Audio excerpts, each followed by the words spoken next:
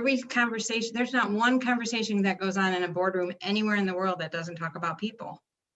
It always lands there because you can't get anything done without people, and you got to have the right people.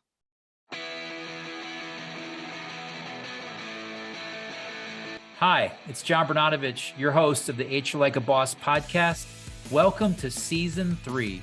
I've embarked on a journey to get to know amazingly awesome HR and business professionals with the hope of finding what it takes to do HR like a boss. If you like the show, please like, subscribe, and share with a friend.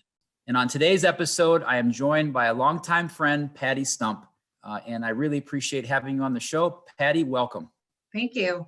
How would you describe that in your years of experience? What's the purpose of HR? Well, I guess my philosophy is you take out HR and you plug in central nervous system. And you say, what's the purpose of the central nervous system, right? It's controlling the mind and the body. So we're involved in the function of the mind, we're setting strategy. You're always talking about the people. You're monitoring the external environment. You know, like if your finger touches something hot, it sends the message to the brain. The HR team should know what's the environment, what's the pulse of the people, what's going on outside the organization to help direct. And then ultimately the central nervous system controls the action. So if you touch the hot stove, you're going to react pretty quickly. So we're also, controlling getting the people to move in the right direction.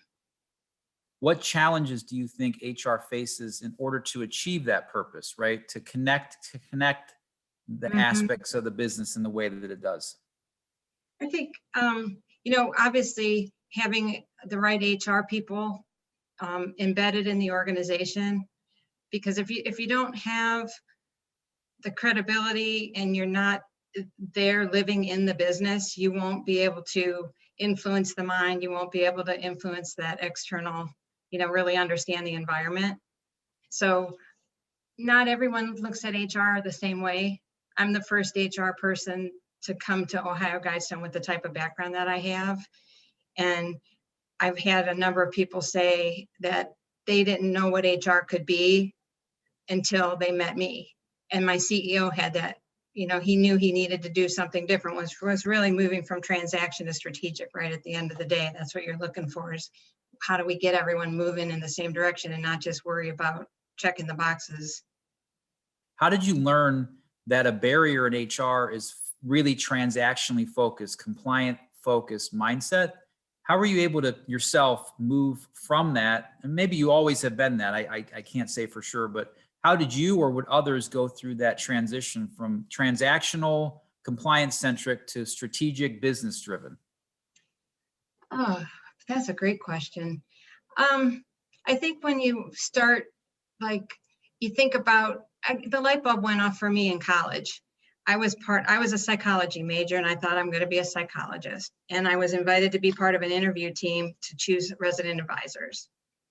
So we interviewed all these people, right? And then we all made our recommendations on who we thought. And then next year we got to come back and see them in action. And at that point, I was like, the decisions we made impact, and I changed at that point. I went into my advisor and I said, I'm going for HR. It just was, it changed my view because I saw what an impact we could have. So, I can't say that you don't always come in at that level, but I was lucky enough to have that experience that I could see the consequence or the benefit of a decision that was made about a person. How that plays on a bigger scale, right? Is every conversation, there's not one conversation that goes on in a boardroom anywhere in the world that doesn't talk about people. It always lands there because you can't get anything done without people, and you got to have the right people. So how do you make an impact, the biggest impact on your employees in your organization? So people are at the center of that, no matter if you're in manufacturing environment, nonprofit, fill in the blank industry. How are you seeing HR being able to have that greatest impact on the business and on the employees? So really, you get the best result out of somebody who's doing their best work. And I think it might have been Virgin Atlantic, right? Happy customers is the best way to grow your business. And that is so true. Our role, and part of our role, is we need to help build, maintain an environment where people can do their best work. Because if people do their best work, everybody wins. And doing their best work means that they are skilled, that they're free to be themselves, that we are, encouraging that, we're holding accountability, all of those pieces kind of come together. And that's where I think we can really be driving. If we're not paying attention to culture right now, particularly right now, we're really missing out. Well, Patti, you've been fantastic. I'm going to get you out of here on my last question, which is a standard. So the book is called HR Like a Boss, and the podcast is as well. So I'm curious how you would describe someone that does HR like a boss. So I think, first of all, you have to speak in business language, not HR language. And I'd like to think of myself as a business person first and then an HR person, right?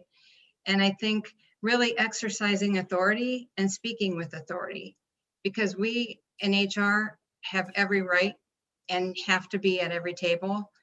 So we need to embrace it and act like it, right? And so that's what bosses do. They speak with authority, they lead with authority. So that's what we do and what should be doing in HR. Managerial courage, all of those things, I think, translate every day. I really want, that was my last question, but I'm going to add one more to it because you hit on something that's really interesting to me. Because when I asked that question before, if you could give yourself some advice, back when you first started your career, that knowing what you know now, many times people talk about, I want to have more confidence, right? And without that confidence, my guess is you don't have a sense of authority and you might not speak in a way that would command it. So I'm curious as to how you would recommend HR professionals that maybe are lacking that level of confidence or maybe don't feel that same sense of authority that you do, to be able to have that sense of the ability and the freedom to speak your mind, especially when you know it's right and something's got to be done to continue to push the culture of your organization forward. I'm just curious if you had a suggestion for that. I don't know about a suggestion, but I've always told my team that if you're afraid to speak up, you shouldn't be in HR, because that's our job. And I promise them all that I will always have their back when they speak up with the right thing.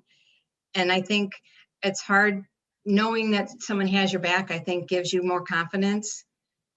If someone doesn't have your back, it's really hard to say, how do you do that? But I guess at the end of the day, would you rather go down swinging by doing the right thing or not take a swing at the ball at all? Really enjoyed having you on the show, and it was always great to see you. Same here. It was great. Thank you. You got it. Thank you for listening to the HR Like a Boss podcast. If it resonates with you, please leave a rating or review, or better yet, subscribe and share with a friend. Until next time, let's continue to aspire to do amazingly awesome HR.